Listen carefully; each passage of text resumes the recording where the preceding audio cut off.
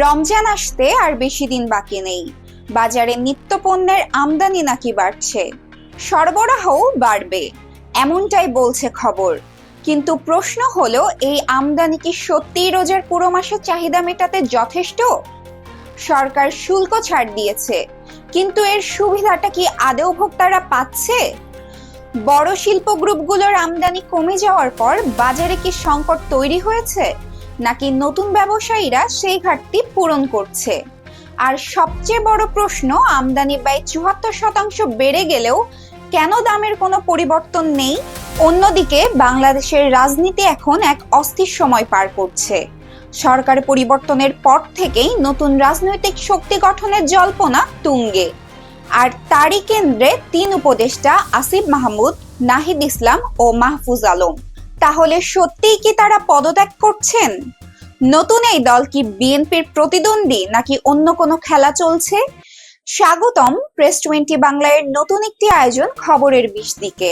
পুরো আয়োজন জুড়ে আমি আছি প্রণতি রহমান, আপনাদের সঙ্গেই। নিয়মিত দেশ বিদেশের সকল আপডেট খবর জানতে এখনই সাবস্ক্রাইব করুন আমাদের চ্যানেলটিকে। আজ আমরা যাচাই করব এই দাবিগুলোর পেছনে সত্যিই কি আছে, আর কি বা গুজব।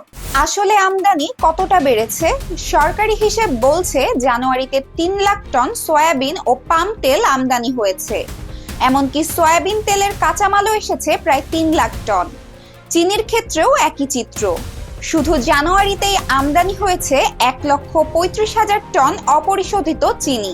দ্বিতীয়ত, শুল্ক ছাড় কি কাজে লাগছে?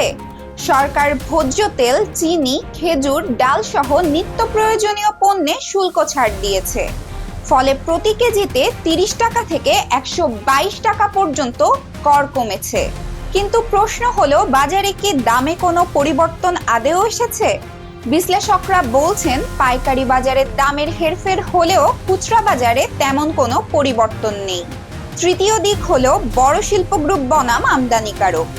স্বনামধন্য সংবাদ মাধ্যম প্রথম আলোর প্রতিবেদন অনুযায়ী এস আলম গ্রুপ, বসুন্ধরা, মদিনা, নাসা গ্রুপের মতন বড় বড় আমদানিকারক রাজনৈতিক পরিস্থিতির কারণে ব্যাকফুটে, কিন্তু তাদের শূন্যস্থান পূরণ করছে নতুন ব্যবসায়ীরা।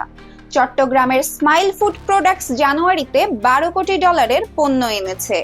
প্রাণ আরএফএল গ্রুপও আমদানিতে ঝাঁপিয়ে পড়ছে। তাহলে বাজারে সরবরাহ কমার কথা নয়। চতুর্থ কথা হচ্ছে, আমদানি ব্যয় ৭৪% বাড়ল, তাহলে দাম কমলো না কেন? সরকারি হিসেব বলছে জানুয়ারিতে ১৬,২৪,০০০ টন নিত্যপণ্য আমদানি হয়েছে, যা গত বছরের তুলনায় ৭৪% বেশি। কিন্তু দামের ক্ষেত্রে বড় কোনো পরিবর্তন নেই। কারণ কি? বিশেষজ্ঞদের মতে শুল্ক ছাড় পেলেও ডলারের বিনিময় হার ১ টাকা বাড়িয়ে ১২১ টাকা ৬ পয়সা করা হয়েছে। ফলে কাস্টমস ডিউটি বাড়ছে, যার প্রভাব পড়ছে বাজারে। বাজারে পণ্যও রয়েছে, সরকার শুল্কও কমিয়েছে, আবার নতুন আমদানিকারকেরাও সক্রিয়। তাহলে সংকট কোথায়? বিশ্লেষকেরা বলছেন এখানে আসল খেলা হলো মধ্যস্থভোগীদের হাতে।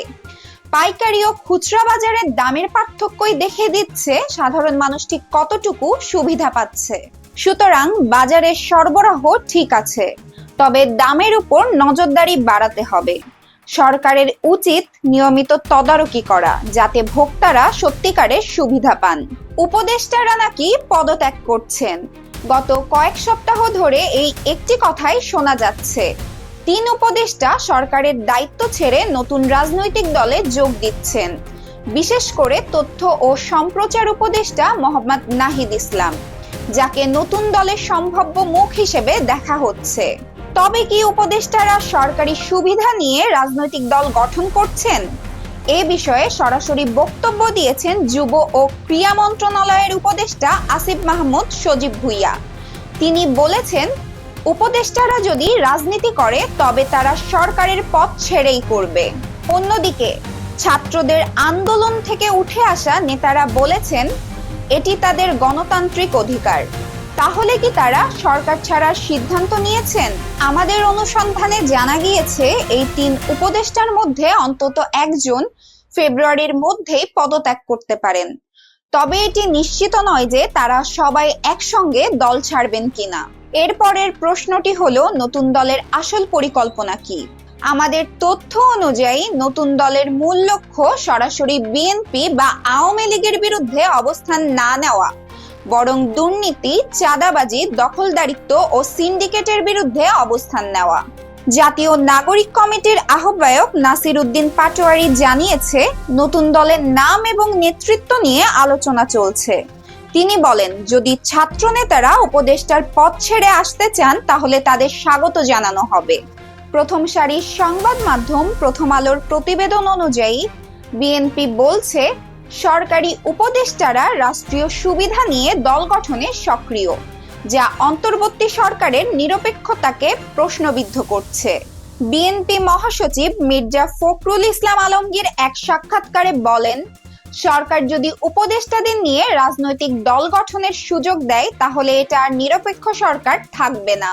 এরপর যে প্রশ্নটি নাড়া দিচ্ছে সেটি হলো, ছাত্র নেতৃত্ব কি বিএনপির জন্য নতুন প্রতিদ্বন্দ্বী?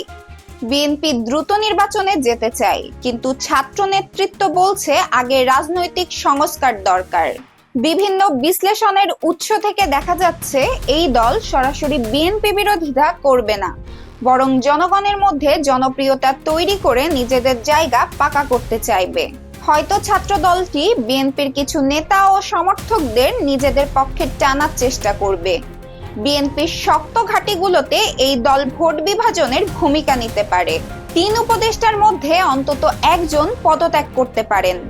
নাহিদ ইসলাম নতুন দলের নেতৃত্বে আসতে পারেন। নতুন দল সরাসরি বিএনপির প্রতিদ্বন্দ্বী হবে না, তবে তাদের ভোট ব্যাংকে প্রভাব ফেলতে পারে। সরকারি উপদেষ্টাদের দল গঠনে সম্পৃক্ততা নিয়ে সরকারকে কঠিন প্রশ্নের মুখে পড়তে হতে পারে। তাহলে নতুন রাজনৈতিক দল কি ক্ষমতার ভারসাম্য বদলে দিতে পারে, নাকি এটি কেবল আরেকটি অস্থায়ী রাজনৈতিক উদ্যোগ? হয়তো সময়ই তা বলে দেবে। এতক্ষণ ধৈর্য নিয়ে আমাদের সাথে থাকার জন্য ধন্যবাদ। পরবর্তী পর্বে নতুন কোনো আলোচিত খবরের সত্যতা নিয়ে আবার ফিরব। ততক্ষণ পর্যন্ত সতর্ক থাকুন, তথ্য সচেতন থাকুন।